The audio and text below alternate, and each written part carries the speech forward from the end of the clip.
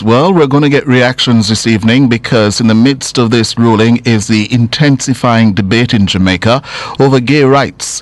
And we're turning to Professor of Law and Director of the Center for Gender and Sexuality at Columbia University, New York, Suzanne Goldberg, noted Jamaican attorney at law, Lord Anthony Gifford, and chair of the Jamaica Coalition for a Healthy Society, Dr. Wayne West.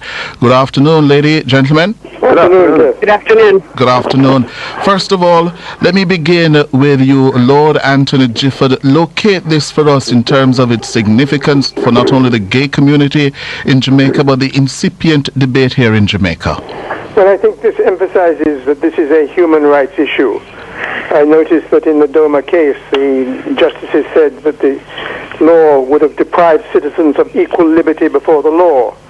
And the actual couple who were directly involved, or the lady with her who was widowed from her lesbian partner, is a very good case how she was having to pay these federal taxes after having lived with another woman for 40 years as wife and wife. And so this is a general triumph for human rights. Of course, the application in Jamaica is different. We don't have a federal system, and we have a particularly odd constitution, which although in principle it protects equal rights and equal dignity of all Jamaicans, has a section about marriage, which would imply certainly that it would be more difficult to get the same decision recognized by a Jamaican court. Yeah. Dr. Wayne West, you are on the other side of this issue. What's your reaction to the decision of the US Supreme Court today and what it will be its likely effect on the debate here in Jamaica? Well, I'm a medical doctor, not a lawyer, but in medicine, we consider the causes of symptoms to be more important than the symptoms themselves. And the ruling in the United States is a symptom. It is a symptom of a philosophy. And the question is, what is the genesis of that philosophy? What is the nature of that philosophy? And what is the trajectory of that philosophy? Because that is the important consideration. And as it relates to Jamaica, that is the important consideration in Jamaica as well. So it's not a legal issue for you, is that what you're saying? I'm saying it's a legal issue, but I'm saying that what was ruled today is merely a symptom. I use the medical term because I'm a medical doctor. It is really the outshowing of an underlying way of thinking. Just as if you have a brain tumor, you get a headache. If you have low blood sugar, you may get a headache as well. But a brain tumor is more serious than if your blood sugar is low.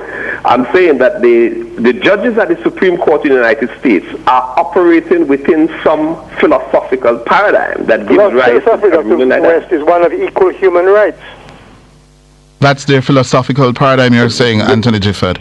But may I finish? I'm saying that it's not a matter of equal human rights. It's equal human rights which have been constructed in a manner that they would not have constructed them, say, 40 years ago. The question you need to ask is, what is the basis of that? Suzanne Goldberg, can you help us with that?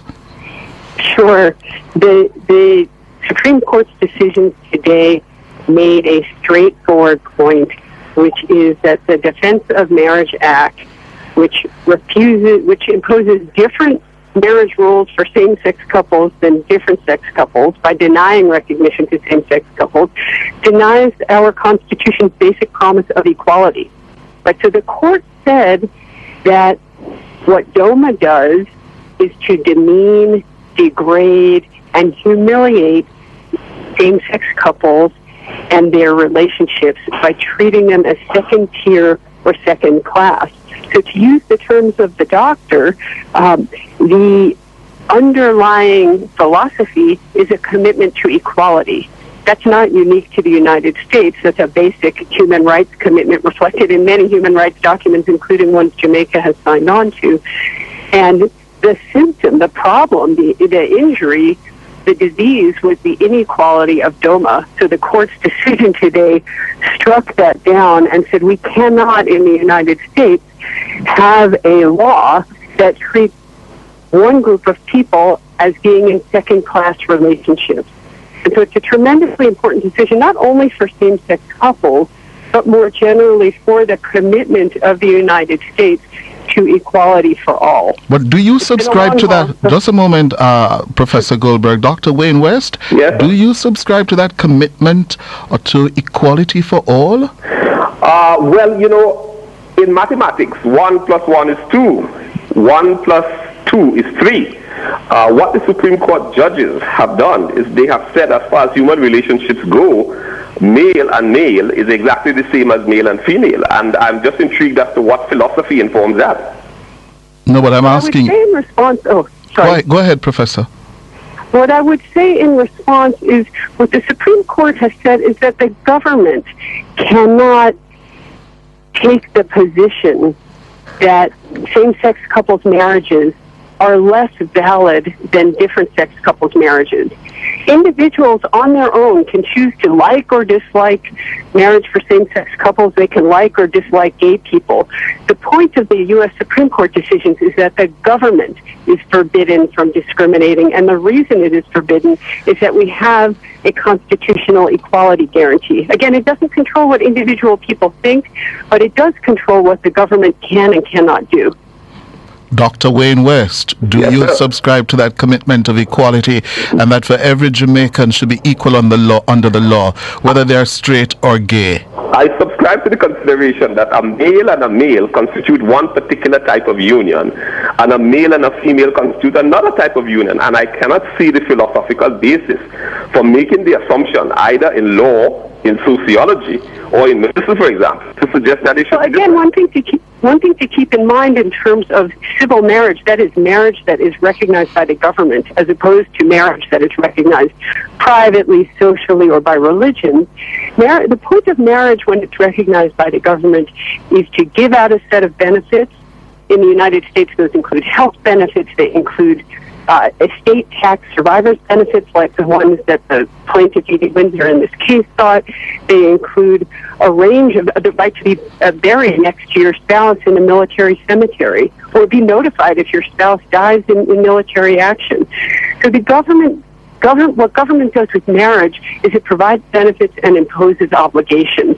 And so the question is, why should there be a different set of benefits or lesser benefits and lesser obligations for one set of couples than another solely because of the sex of the couples? And again, the court answered there is no legitimate reason, and in fact, the different sets of rules degrade and demean the marriages of same-sex couples. We need to take a break. Hold the line for us, Professor Goldberg, Anthony Gifford, Dr. Wayne West.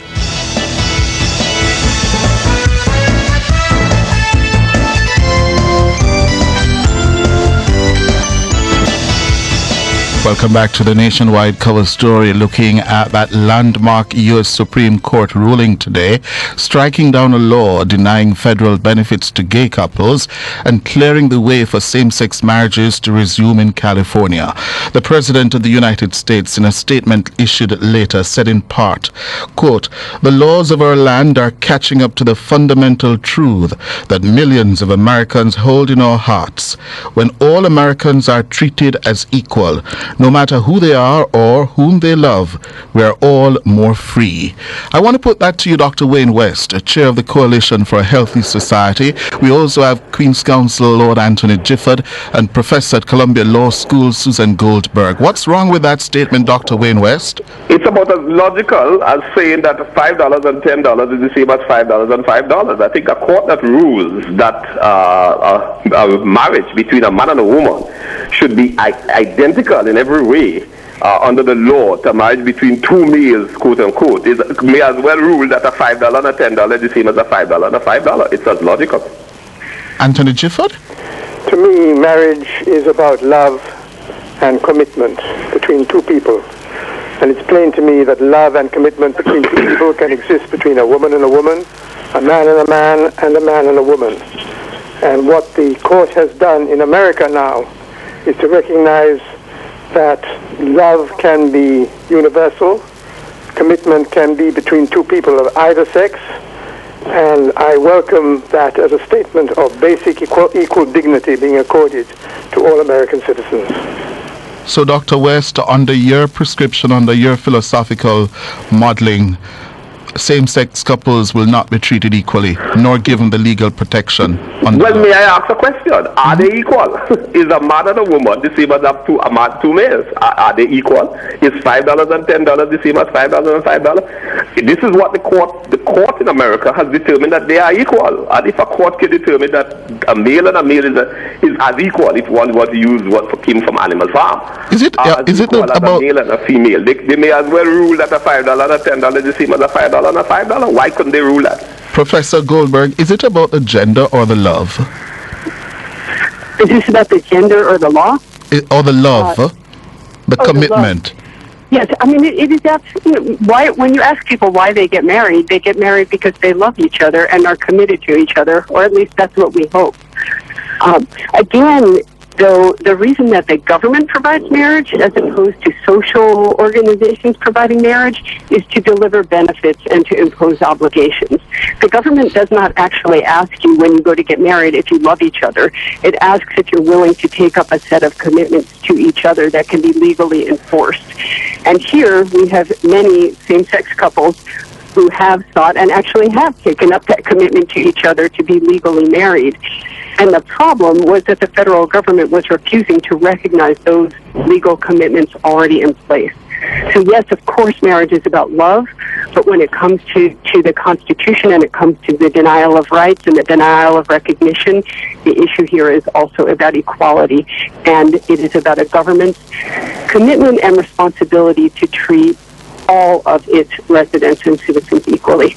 Anthony Gifford, here in Jamaica, the debate on homosexuality is intensifying. We have a number of court matters now working their way through the courts. Will this have a warming or chilling effect on that issue, that debate in Jamaica?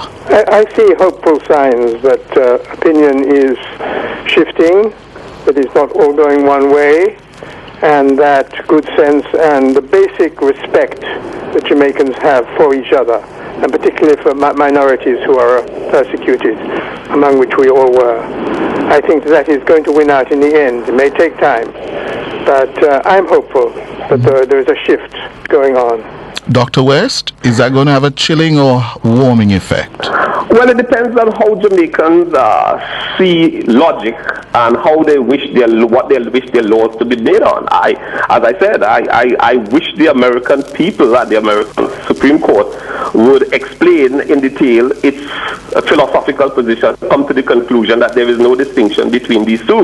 Now, the point to be made is if in the United States, the significant consideration with respect to marriage is love between two individuals and not what the institution represents in its entirety, which I would have assumed that in times past and over millennia of human history, marriage represents the process of continuation of the species and providing a microenvironment for the children to grow and so on. But if those are not relevant in the United States and for the Supreme Court to consider, that's a different thing.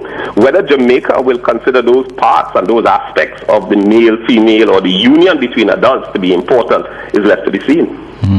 Professor Goldberg, last word from you. Going forward, what's the next frontier in this ongoing battle? Well, next year will be continued battles for equality in states that do not currently recognize same-sex couples' marriages. But I guess I would also make the broader point that hopefully will come true in Jamaica as well, that we all move steps closer every day to recognizing our common humanity. And if legal decisions can help us do that, all the better. Yes. Thanks very much, Professor Suzanne Goldberg of Columbia University, Queen's Counsel Lord Anthony Gifford, and Chair of the Jamaica Coalition for a Healthy Society, Medical Dr. Wayne West. Thanks very much for your perspectives. Thank you very much. Thank you. Good. That's the nationwide cover story. The news is next.